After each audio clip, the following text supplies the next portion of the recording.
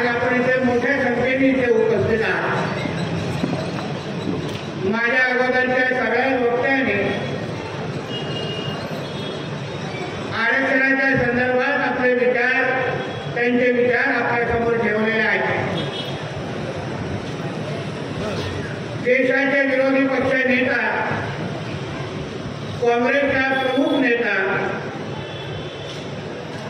आणि गांधी खानदानाचा वारसदार हा जेव्हा आंतरराष्ट्रीय पातळीवर एका कार्यक्रमामध्ये बसून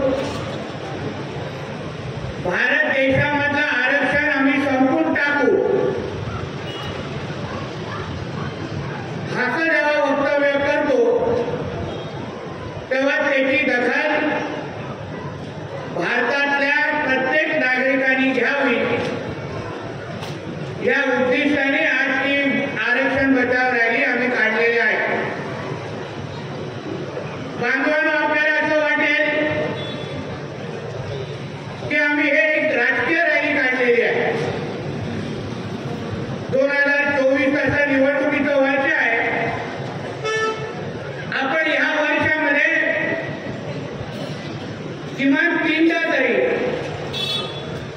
भारतीय नागरिक म्हणून आपण मतदान करणार आहात.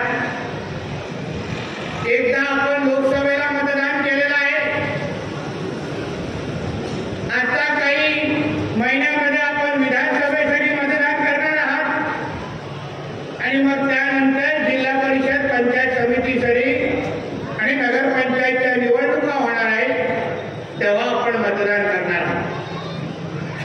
म्हणून मतदान करत असताना आपण जो मतदानाचा हक्क पुढच्या 5 वर्षासाठी बजावता, म्हणून मतदान करत असताना आपल्या सगळ्या जणांना जाणीव असली पाहिजे, आपल्या सगळ्या जणांकडे माहिती असली पाहिजे की आपण कुठला विचार घेऊन, कोणाचं ऐकून, कोणासाठी आपण मतदान करतात किंवा करावं, या सगळी परिस्थिती आपल्या समोर मांडण्यासाठी आम्ही आज सगळेजण इथे उपस्थित आहोत.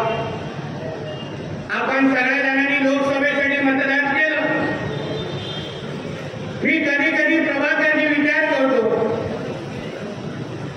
की जे वक्तव्य राहुल गांधींनी अमेरिकेमध्ये बसून केलं, तेच वक्तव्य आमच्या आदरणीय नरेंद्र मोदी साहेबांनी केलं असतं तर देशामध्ये किती पेटवापेटवीचं काम झालं असतं.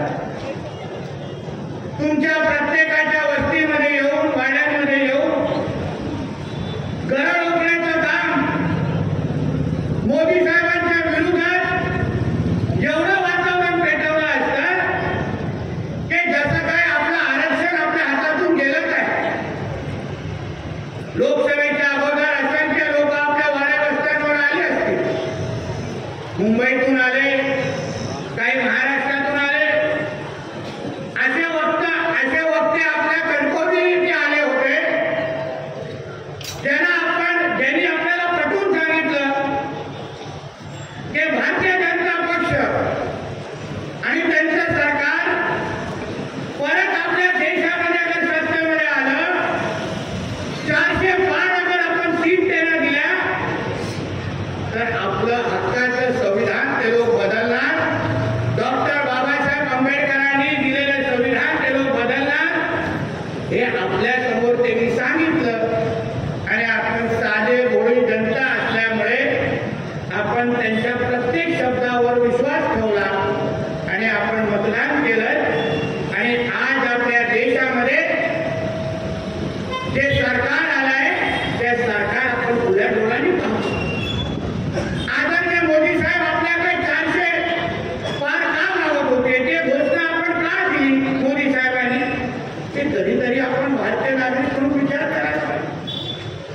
आपल्या देशामध्ये केंद्रामध्ये अगर स्थिर सरकार असेल, ज्या सरकारने अगर 400 पार बहुमत असलं असतं तर बंधूंनो, भगिनींनो आणि माझ्या तरुण मित्रांनो, तुम्हाला हक्काचे सगळे निर्णय कुठल्याही दबावाखाली न येता आपल्या देशासाठी ते घेऊ शकले असते. ह्यासाठी ते लोक तुमचं समर्थन मागवत, ह्यासाठी ते 400 पार मागवत. गेली 10 वर्ष 2014 ते 19 पर्यंत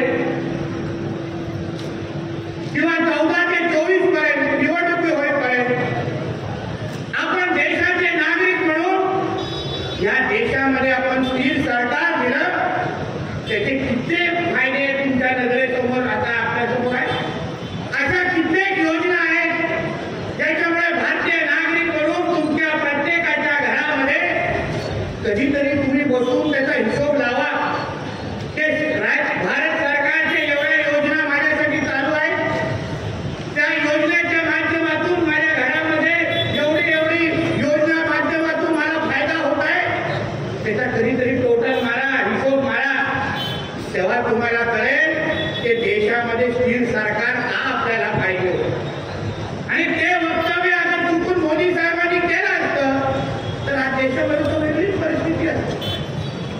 मी नेहमी त्यावेळी बोलताय ते एक तरी असं वक्तव्य स्वतः मोदी साहेबांनी केलेलं तुम्ही कोणतरी मला त्याचा पुरावा दाखवा किंवा आमच्या पत्रकार मित्रांनी त्याचा पुरावा आम्हाला द्यावा किंवा जे जे नेते मंडळी तुमच्या वाडी वस्तीमध्ये येतात त्यांना कधीतरी तुम्ही प्रश्न विचारला पाहिजे की बाबा तुम्ही सांगताय ना की भारतीय जनता पक्ष आणि एनडीएचं सरकार अगर देशामध्ये आलं तर आमचं संविधान बदलणार, तर आम्हाला पुरावा द्या.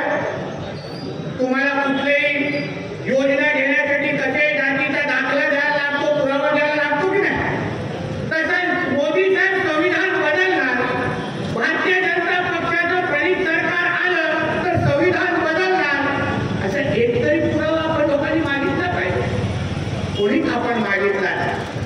जे आपल्या समोर बोलले गेलं त्याच्यावर आपण विश्वास ठेवला आणि 2024च्या लोकसभेमध्ये आपण मतदान केलं.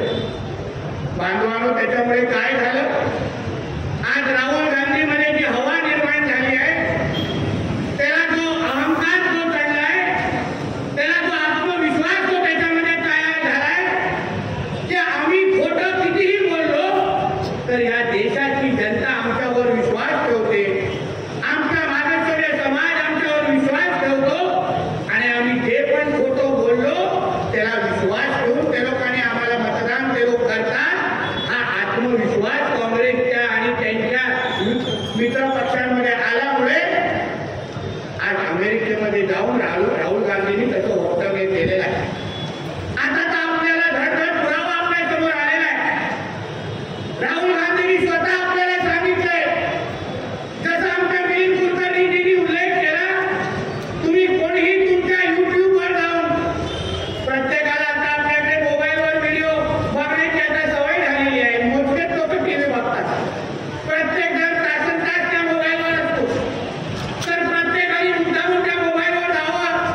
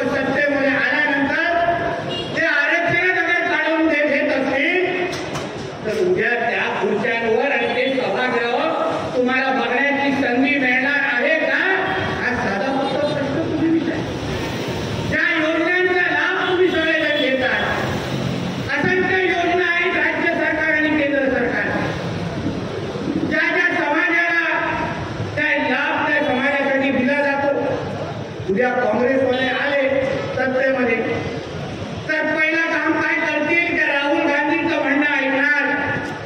कळे का तुम्ही ते 10 वर्ष युपीएचं सरकार आठवा, काँग्रेसचं नेतृत्वाखाली मनमोहनचं सरकार आठवा, मनमोहन सिंगजींचं. राहुल गांधी आणि सोनिया गांधी जे बोलायचे तेच मनमोहन सिंग करायचे. त्यांना तर रिमोट कंट्रोलवर चालवणारी कटपुतली म्हणून पण बोलले गेलेलं ते 10 जनपदवरून चॅनल बदलला तर मनमोहन सिंगचं दूरदर्शन ते MTV होऊन जायचं. अशी परिस्थिती मनमोहन सिंगची होत आहे. आता तेच राहुल गांधी उद्या आरक्षण काढायचं अगर म्हणत असतील, आरक्षण संपवायचं अगर म्हणत असतील तर उद्या चुकून अगर राज्यामध्ये आणि देशामध्ये काँग्रेस विचारायचं अगर सरकार आलं तर तुम्हाला मिळालेलं जे आरक्षण आहे ते संपल्यात जमा समजा असा विचार तुम्ही घेऊन खरं म्हणलं तर गावाकडे गेलं पाहिजे. आमच्या अंकुशजींचं भाषण, अंकुश जाधवांचं भाषण, आमच्या मिलिंद कुलकर्णीजींचं भाषण आवर्जून तुम्ही ऐकलात. तरी तुम्हाला इतिहासाचे पुरावे दिलेले आहेत.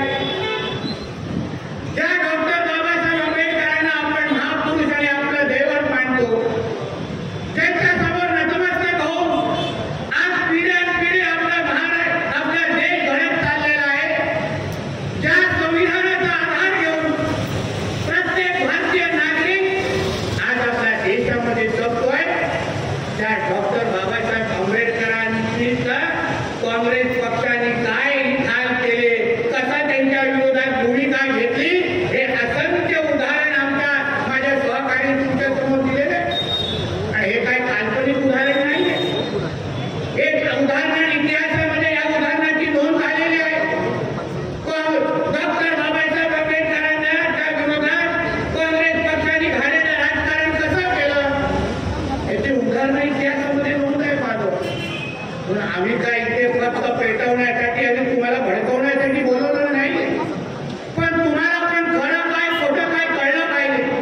अहो ज्या नरेंद्र मोदी साहेबांनी आपल्या 10 वर्षाच्या कारकिर्दीमध्ये पंतप्रधान म्हणून असो किंवा गुजरातचे मुख्यमंत्री असताना एक असं तुम्ही उदाहरण मला दाखवू शकता जिथे आमच्या नरेंद्र मोदी साहेबांनी कधीही संविधानाचा अपमान केलेला आहे. नेहमी त्यांनी आपल्या शब्दापलीकडे जाऊन कृतीतून नेहमी संविधानाला मान देण्याचं काम आणि मोठं करण्याचं काम इतिहासामध्ये कुठल्या पंतप्रधानांनी केलं असेल तर ते आमच्या नरेंद्र मोदी साहेबांनी केलं आहे. याबद्दल आम्हाला सगळ्यांना सार्थ अभिमान आहे. पण हेच अभिमान आणि हाच इतिहास काँग्रेसचा एक नेता तुमच्यासोबत बोलू शकतो का? एक आत्मविश्वासाने ह्या व्यासपीठावर येऊन तुम्हाला सांगू शकतो का की नाही डॉक्टर बाबासाहेब आंबेडकरांचा मान सन्मान आम्ही लोकांनी एवढं केलेलं आहे? अहो तुम्हाला एक साधा प्रश्न तुम्हाला अमेरिकेमध्ये राहुल गांधींनी जे वक्तव्य केलं, त्याला वक्तव्य केलं त्यांना अगर चुकीचं वाटलं असतं, त्यांना वाटलं असतं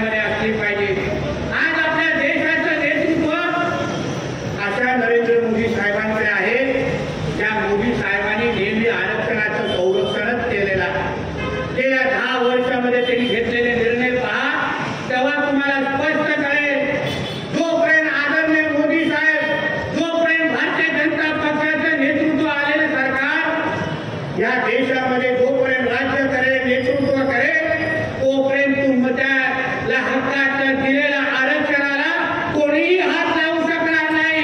एवढा शब्द तुम्हाला मी ह्या निमित्ताने तुम्हाला देतो. एवढा शब्द देतो. ते आरक्षण जे तुम्हाला तुमच्या हक्कासाठी आहे, तुमच्या पुढच्या पिढीसाठी आहे. जोपर्यंत कमळ चिन्हाचा व्यक्ती तुमच्या राज्यामध्ये निवडून येतोय, देशामध्ये निवडून येतोय, जोपर्यंत रामदास आठवले साहेबांच्या नेतृत्वाखाली असलेला आरपीआयचा कार्यकर्त्याचा विचाराचा कार्यकर्ता तुमच्या समोर येऊन तुमची सेवा करतोय, तोपर्यंत तुमच्या हक्काचं आरक्षण हे कोणीही घालू शकणार नाही. एवढं शब्द, एवढं शपथ मी तुम्हाला या आरक्षणाच्या रॅलीच्या निमित्ताने तुम्हाला आम्ही देतो. आमचा एकमेव पक्ष आहे, आमचा एकमेव एनडीए मध्ये आमचा गठबंधन आहे, जे विश्वासाने तुम्हाला हा शब्द देऊ शकतो. आज कुठलाही आमच्या महाविकास आघाडी असो, इंडिया अलायन्सच्या नेते मंडळींना तुम्ही असाच शब्द त्यांच्या व्यासपीठावर द्यायला तुम्ही प्रवृत्त केला पाहिजे.